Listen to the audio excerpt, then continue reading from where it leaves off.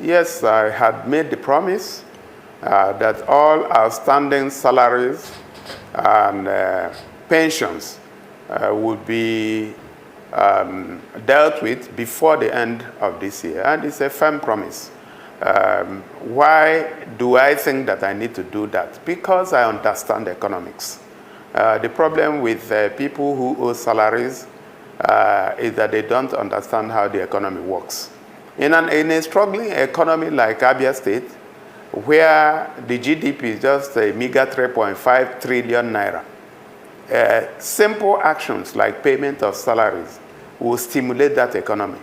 Now, if somebody has worked for you and at the end of the month you refuse to pay him, what you have done is to cut him out of the participation in the economic activities in the state. And as more people are cut out of participation in the economy struggles. So if you want to stimulate your economy, what you do is to inject funds into the economy.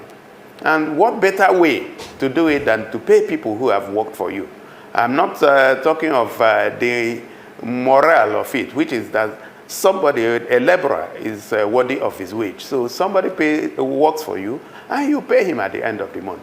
So we are going to pay everybody, even if it means borrowing money to pay them. We will do that. And the logic is that by the time you put money in the hands of people, the people are able to take that demand decision, which eventually leads to the supply decision. And that supply decision leads to a production decision and a job creation decision, insecurity reduction decision, poverty reduction decision. All these, the economy works in a circular form. When you cut out one part of it, then the entire economy collapses. So yes, we are going to do that. We had promised we would do that. Beyond that, we are also going to create jobs for people. And how do we create jobs? We said we are going to industrialize this state or re-industrialize this state, because this state was industrialized before now.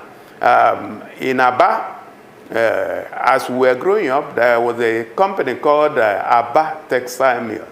It actually used to be the largest employer of labor at that time.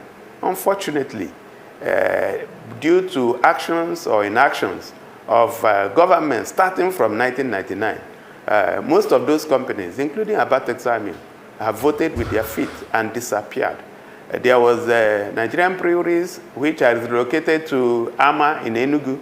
There was PZ and a few other industries. We intend to bring them back so that our people can have things to do. 51% of our people are unemployed today. That is almost twice the national average of 33.3%. And by the way, the national average has been reported to be the second highest in the world. So a government that does not pay attention to job creation simply doesn't know what it's doing. A few days ago, this government promoted a lot of civil servants, these same civil servants that they have been owing salaries for several months. And we know it is a gimmick. We know it is a fraudulent exercise. This morning, the government media has released information to the effect that when I become governor, because I'll certainly become governor, that when I become governor, I will reverse the promotion that they just did 2 days ago. So you can see that we are dealing with a government that is founded on deceit and fraud. And I would like to use this opportunity to advise the government to desist from things like this, because a government is supposed to be responsible. Yes, they have tried, but this is the time that Abia people want a change.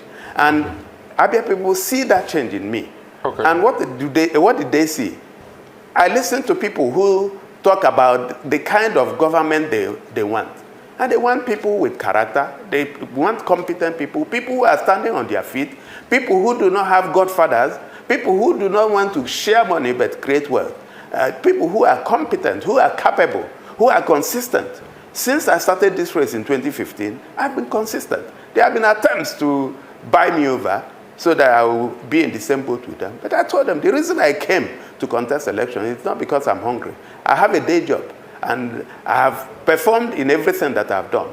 And this will not be different. That's why Abia people have continued to support me. Okay. And I believe that on Saturday, the 18th of March, Abia people will troop out in their large numbers to vote for me so that we can start the process of rebuilding the state. Okay, Thank you, Ruben.